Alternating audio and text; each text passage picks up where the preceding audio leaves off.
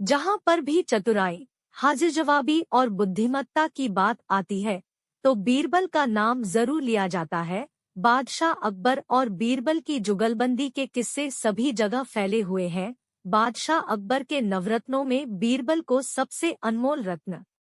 बादशाह अकबर के दरबार में कई बार ऐसे पेचीदा मामलों को बीरबल ने अपनी बुद्धिमत्ता और चतुराई के कारण बहुत ही आसानी से सुलझा ही बहुत पुराने समय की हो, लेकिन फिर भी ये वर्तमान समय में अपना महत्व कायम रख रही है। आप अकबर और बीरबल की कहानियों से अपने बच्चों को मानसिक रूप से मजबूत कर सकते हैं और साथ में यह भी सिखा सकते हैं कि किस प्रकार किसी भी समस्या का हल दिमाग का प्रयोग करके बहुत ही शांतिपूर्ण। एक बार बादशाह अकबर के राजदरबार में एक ज्ञानी पंडित आए। बादशाह अकबर से वह अपने कुछ प्रश्नों के उत्तर चाहते थे, लेकिन बादशाह अकबर पंडित के प्रश्नों के उत्तर देने में खुद को असक्षम महसूस कर रहे थे। फिर बादशाह अकबर अपने दरबार के सलाहकार बीरबल को ज्ञानी पंडित के प्रश्नों के उत्तर देने के लिए आदेश देते हैं। राज्य में बीरबल की चतुराई के किस्से बहुत प्रसिद्ध थे और सभी को उम्मीद थी कि बीरबल ज्ञानी पंडित के सभी प्रश्नों के उत्तर बहुत ही सरलता से दे सकते हैं। यह उस समय की बात है जब बादशाह अकबर की बीरबल से पहली बार मुलाकात हुई थी। तब के समय बीरबल का नाम महेश दास था। एक दिन बादशाह अकबर अपने राज्य के दौरे पर निकले तो उन्होंने अपने राज्य में एक व्यक्ति की चतुराई को देखकर अत्यधिक प्रसन्न हुए। उन्होंने अपने दरबार में उस व्यक्ति को आने के लिए कहा। साथ ही बादशाह ने अपनी एक अंगूठी दी। एक समय की बात है, बादशाह अकबर रात्रि भोजन के बाद सोने के लिए गए। बादशाह अकबर गहरी निद्रा में चले जाते हैं। वह मध्य रात्रि में एक अजीब सा सपना देखते हैं। इस सपने की वजह से बादशाह की नींद अचानक से खुल जाती है। बादशाह इस सपने का मतलब समझ नहीं पाते हैं। किसी परेशानी के कारण उन्हें पूरी रात नींद नहीं आई। सुबह बादशाह अपने दरबार में जाते हैं और वहां पर सभी को बादशाह बहुत परेशान नजर आते हैं। बादशाह के चेहरे पर परेशानी साफ दिखाई दे रही थी। एक बार बादशाह अकबर अपने दरबार में बैठे थे। तभी बादशाह अकबर के मन में आया कि बीरबल की परीक्षा ली जाए। बादशाह अकबर ने बीरबल से कहा, आप जाकर 4 ऐसे व्यक्ति को ढूंढो जो इस राज्य का सबसे बड़े मूर्ख हो। बीरबल ने कहा, जी हुजूर। इसके बाद बीरबल बादशाह अकबर के दरबार से चले जाते हैं और 1 महीने के बाद बीरबल बादशाह अकबर के दरबार में 2 लोगों के साथ दरबार में वापस आते हैं। एक बार बादशाह अकबर अपने दरबार में काफी चिंतित नजर आ रहे थे, तो दरबार के सभी मंत्री बादशाह अकबर से उनकी चिंता का कारण पूछते हैं। बादशाह अकबर ने कहा, मैं अपने शहजादे की एक गलत आदत से बहुत परेशान हूँ। शहजादे को अंगूठा चूसने की गलत आदत है। मैं अपने बेटे की इस गलत आदत को छुड़ाने के लिए कई नुस्खे आजमा चुका हूँ, लेकिन कोई लाभ नहीं हुआ। तो दरबार में बैठे मंत्रियों में से किसी ने बादशाह को एक फकीर के बारे में बताया। उस फकीर के पास हर तरह की बीमारी का इलाज था।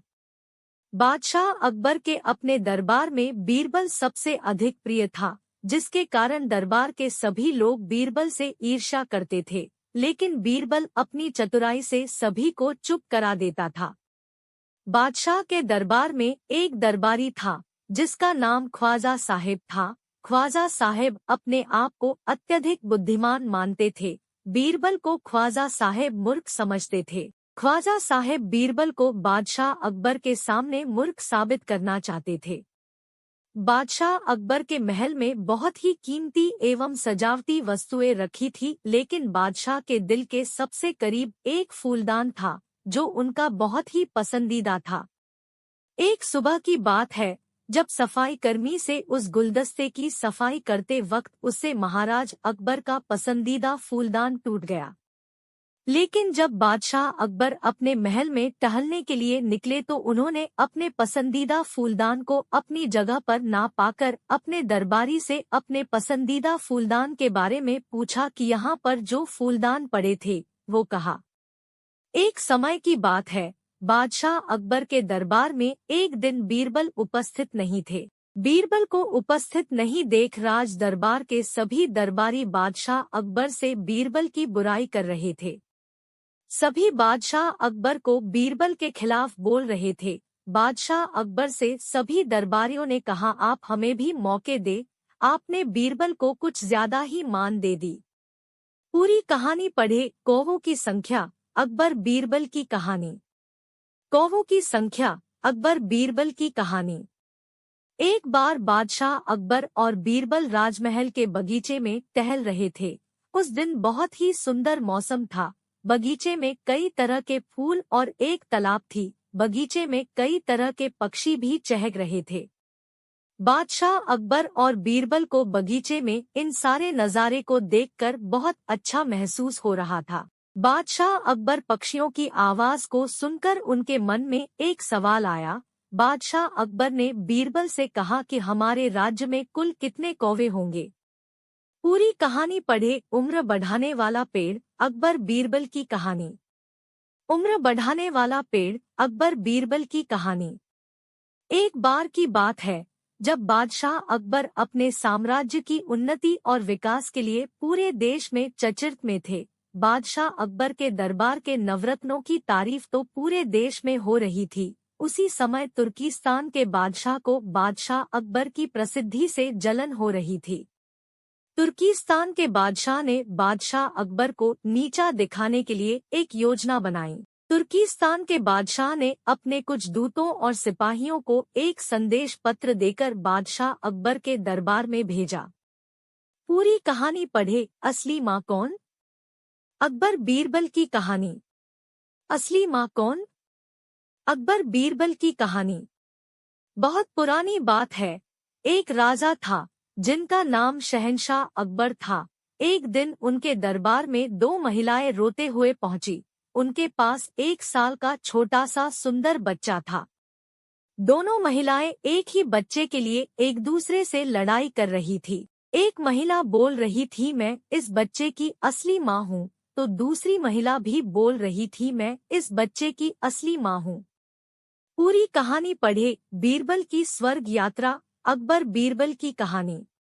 बीरबल की स्वर्ग यात्रा, अकबर बीरबल की कहानी। एक समय की बात है जब बादशाह अकबर नाई से अपने बाल और दाढ़ी बनवा रहे थे तो नाई बादशाह अकबर की तारीफ पर तारीफ कर रहा था। नाई ने पूछा, जहांपना, क्या आप स्वर्ग में रह रहे अपने रिश्तेदारों को याद करते हैं? क्या आपको उनका हालचाल पूछने का मन नहीं करता है? नाई के इतना कहते ही बादशाह अकबर आश्चर्य से पूछते हैं, यह कैसे संभव है? आखिर बिना मरे किसी इंसान को स्वर्ग में कैसे भेज सकते हैं? पूरी कहानी पढ़े। आम का पेड़, अकबर बीरबल की कहानी।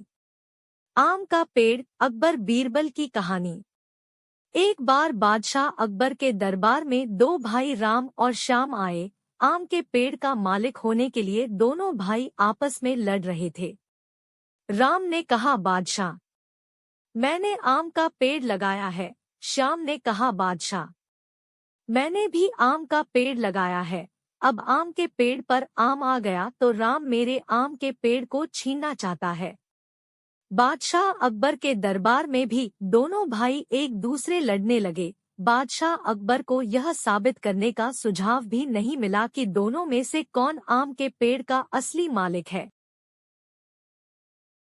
बीरबल की बुद्धि और समस्या को भांप लेने की कला के कारण बादशाह उन्हें खूब पसंद करते थे। इसी कारण से दूसरे लोग बीरबल से उतना ही जलते थे। इन जलने वालों में से एक अकबर का साला भी था। वो हमेशा से ही बीरबल को मिला हुआ खास स्थान लेना चाहता था। बादशाह जानते थे कि बीरबल जैसा कोई और नहीं हो सकता है। वो अपने साले को भी ये बात समझाने की कोशिश करते थे, लेकिन उनका साला हमेशा कहता था कि वो भी काफी बुद्धिमान है। इन सब बातों के कारण एक बार बादशाह के मन में हुआ कि अब ये ऐसे नहीं मानेगा, इसे कुछ कार्य देकर ही समझाने पड़ेगा। तभी अकबर ने अपने साले से कहा कि तुम अपने दिमाग और सूझबूझ से इस कोयले की बोरी को सबसे ज्यादा लालची सेठ दमड़ी लाल को बचकर आओ। अगर तुमने ऐसा कर दिया तो मैं तुम्हें तुरंत बीरबल की जगह दे दूंगा। यह बात सुनकर अकबर का साला हैरान हुआ, लेकिन उसे बीरबल की जगह चाहिए थी। इसी सोच के साथ वो कोयले की बोरी लेकर सेठ के पास पहुंच गया। सेठ ऐसे ही किसी की भी बातों में आने वाला नहीं था, इसलिए उसने उसे खरीदने से मना कर दिया। अब अपना उदास चेहरा लेकर अकबर का साला महल लौट आया। उसने कहा कि मैं इसे नहीं बेच पाया। इतना सुनते ही बादशाह ने बीरबल को अपने पास बुलाया। उन्होंने अपने साले के सामने ही बीरबल से कहा कि तुम्हें सेठ दमड़ी लाल को यह कोयले की बोरी बेचनी है। बादशाह का आदेश मिलने पर बीरबल ने कहा कि आप एक बोरी बेचने के लिए कह रहे हैं। मैं उस सेठ को एक कोयले का टुकड़ा ही 10,000 में बेच सकता हूँ। यह बात सुनकर अकबर का साला दंग रह गया। अकबर ने कहा कि ठीक है, तुम एक ही कोयले का टुकड़ा बेच आओ। बादशाह का आदेश मिलते ही एक कोयले का टुकड़ा उठाकर बीरबल वहां से चले गए। उन्होंने सबसे पहले एक मलमल के कपड़े का कुर्ता अपने लिए सिलवाया, फिर उसे पहनकर अपने गले में हीरे मोती की मालाएं डाल ली और महंगे दिखने वाले जूते भी पहन लिए। इतना सब करने के बाद बीरबल ने उस कोयले के टुकड़े को सुरमा यानी काजल की तरह बारीक पीसकर एक कांच की डिब्बी में डलवा लिया। इसी भेष में वो महल के मेहमान घर में आ गए। फिर बीरबल ने एक इश्तिहार दिया कि बगदाद में एक जाने माने शेख पहुंचे हैं जो जादुई सुरमा बेचते हैं। सुरमे की खासियत में बीरबल ने लिखवाया कि इसे लगाने वाला अपने पूर्वजों को देख सकता है। यदि पूर्वजों ने कोई धन छुपा कर रखा है तो वो उसका पता भी बता देंगे। इस इश्तिहार के सामने आते ही पूरे नगर में बीरबल के शेख रूप और चमत्कारी सुरमे की ही बात होने लगी। सेठ दमड़ी लाल तक भी यह बात पहुंच गई। उसके मन में हुआ, जरूर मेरे पूर्वज ने धन गाड़ रखा होगा, मुझे तुरंत शेख से संपर्क करना चाहिए। इतना सोचकर दमड़ी लाल शेख बने बीरबल के पास पहुंचा। बीरबल ने जानबूझकर उन्हें पहचाना नहीं। सेठ ने शेख से कहा कि मुझे सुरमे की डिब्बी चाहिए। शेख ने जवाब दिया, बिल्कुल लीजिए, लेकिन एक डिब्बी की कीमत 10,000 रुपए है। सेठ काफी चालाक था। उसने शेख से कहा कि मैं पहले सुरमा आंखों पर लगाना चाहता हूँ, उसके बाद पूर्वजों के दिखने पर ही मैं 10,000 रुपए दूंगा। शेख बने बीरबल ने कहा कि ठीक है, आपको ऐसा करने की इजाजत है, बस आपको सुरमे की जांच करने के लिए चौराहे पर चलना होगा। चमत्कारी सुरमे का करिश्मा देखने के लिए वहां लोगों की भीड़ लग गई। तब बीरबल बने शेख जोर जोर से कहने लगे कि इस चमत्कारी सुरमे को सेठ जी लगाएंगे। अगर ये सेठ अपने माता पिता की ही औलाद है तो इन्हें सुरमा लगाते ही तुरंत पूर्वज नजर आ जाएंगे। पूर्वज नहीं दिखे तो मतलब यह होगा कि वो अपने माता पिता की औलाद नहीं है। असली औलादों को ही यह सुरमा लगाने पर अपने पूर्वज नजर आते हैं। यह सब कहने के बाद शेख ने सेठ के आंखों पर सुरमा लगा दिया और कहा कि आंखें बंद कर लो। सेठ ने आंखें बंद तो की, लेकिन उन्हें कोई भी नहीं दिखा। अब सेठ के मन में हुआ कि मैंने कह दिया कि मुझे कोई नहीं दिखा तो भारी अपमान हो जाएगा। इज्जत को बनाए रखने के लिए सेठ ने आंख खोली और कहा कि हाँ, मुझे अपने पूर्वज दिख गए। इसके बाद गुस्से में लाल सेठ ने बीरबल के हाथ में 10,000 रुपए थमा दिए। अब खुश होते हुए बीरबल महल चले गए।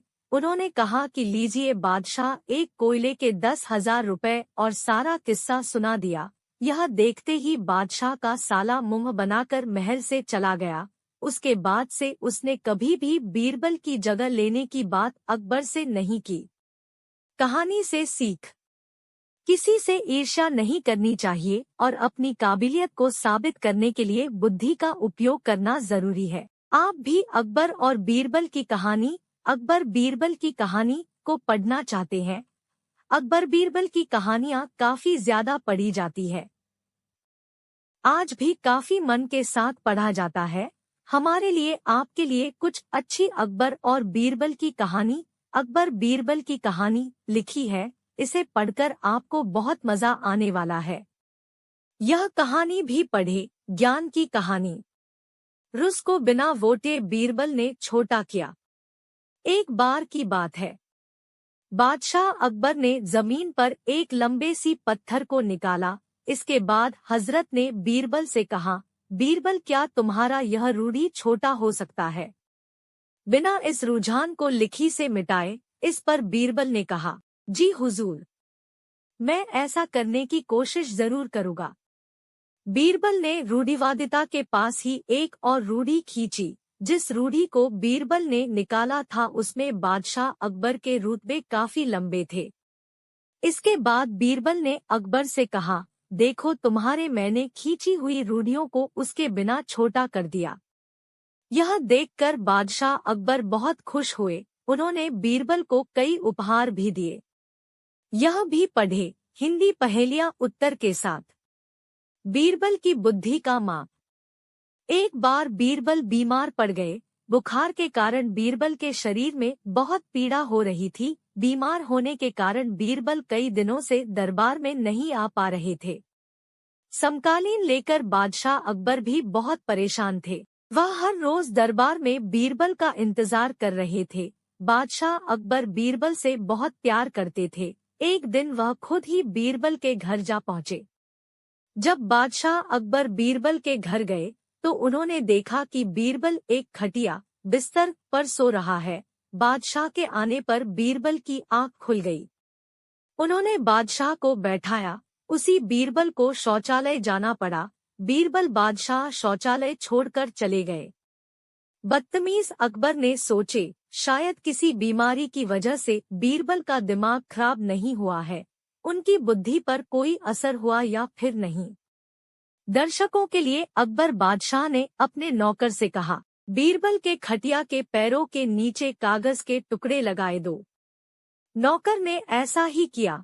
उसने खटिया के चारों पारों के नीचे कागज का टुकड़ा लगा दिया। कुछ देर बाद ही बीरबल शौचालय से चला गया। जैसे ही बीरबल खटिया पर बैठे तो उन्हें कुछ सादगी लग रही थी। उन्हें समझ नहीं आ रहा कि क्या हुआ है या क्या हो रहा है। फिर भी इन्हें ये जरूर बताएं कि इनमें से कुछ तो जरूरी है। हजरत अकबर बीरबल से बात करने लगे। बादशाह अकबर बीरबल का ध्यान भटकाना चाहते थे, लेकिन बीरबल बात भी कर रहे थे और इधर-उधर देख रहे थे। जब बादशाह अकबर से नहीं मिले तो उन्होंने बीरबल से पूछा, बीरबल क्या हुआ, तुम यहाँ वहाँ क्या देख रहे हो? इस पर बीरबल ने कहा, मुझे ऐसा क्यों लगता है कि मेरे घर में एक कागज के बराबर जगह हो गई है या फिर मेरे खटिया में एक कागज के बराबर जगह हो गई है। इससे चकित होकर बादशाह अकबर ने समझा कि बीरबल की बुद्धि अभी भी कम नहीं हुई है। खराब अकबर ने कहा, जब भी वह बीमार होता है तो हर किसी के साथ ऐसा होता है। बीमार होने के कारण मृतक का दिमाग भी सही से काम नहीं कर रहा है। इस पर बीरबल ने कहा, बीमारी के कारण मेरा शरीर खराब हो गया है, न कि मेरी बुद्धि। मेरी बुद्धि अभी भी ठीक से काम कर रही है। इस पर आश्चर्यचकित होकर बादशाह अकबर ने कहा, वाह बीरबल वाह! हो सकता है आज यह साबित कर दिया जाए कि रिश्तेदार का कोई भी नहीं है। यह भी पढ़े, सर्वश्रेष्ठ तेनालीराम स्टोरी और कहानी। राजा का अकबर क्रोध। अकबर बीरबल की कहानी। राजा अकबर का गुस्सा। अकबर बीरबल की कहानी। राजा अकबर का गुस्सा। राजा अकबर को गुस्सा बहुत जल्दी आ गया था। अगर उन्हें कोई भी गुस्सा दिलाता है तो वे छोटी सी छोटी बात पर बड़ी से बड़ी सजा दे देते थे। यह बात बीरबल को अच्छी तरह से पता थी और सिर्फ वही थे जो शहंशाह अकबर के विध्वंस को शांत कर सकते थे। एक दिन की बात है, अकबर शहंशाह अपने ख्वाबगाह में तो देखा कि ख्वाबगाह के चारों सिक्के रंगी है। यह बैगनी रंग की रंगी थी। यह देखकर उन्हें बहुत गुस्सा आया। उन्होंने सिपाही को फोन किया और पूछा, हमारे ख्वाबगाह की दीवारों के लिए यह रंग चुने। सिपाही को डर के मारे आवाज नहीं निकल रही थी। राजा अकबर ने क्रोधित होकर कहा, तुम उत्तर क्यों नहीं दे रहे हो?